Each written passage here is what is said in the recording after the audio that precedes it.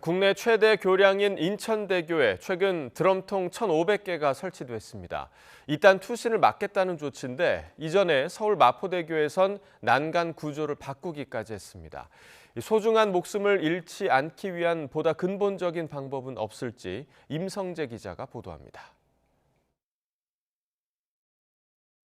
영종도와 송도 국제도시를 잇는 인천대교. 지난 2009년에 개통된 길이 21.4km의 국내 최장 교량입니다.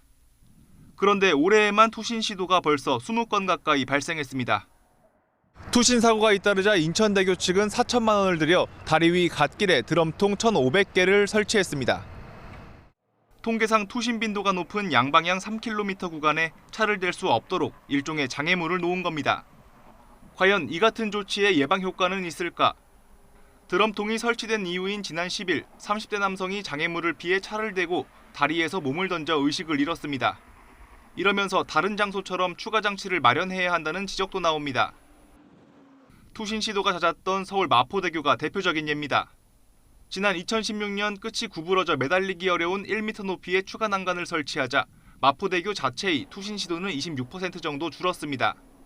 그렇지만 같은 기간 한강대교, 양화대교 등 다른 대교에서 투신을 시도한 사람은 40% 가까이 늘었습니다. 일종의 풍선 효과가 발생한 셈입니다. 지난해 우리나라에서 극단적 선택으로 목숨을 잃은 사람은 13,300여 명, 자살률은 10만 명당 23명 정도로 OECD 국가 가운데 가장 높습니다. 비교 심리가 굉장히 강하게 작용하는 나라가 아닌가 그렇게 생각을 합니다. 사회적으로 이제 주변 사람들과 자꾸 비교를 좀 하게 되고 오히려 좀 인구 밀집도가 좀 높은 곳에서 행복도가 낮은 경향을 보이고 있는데요.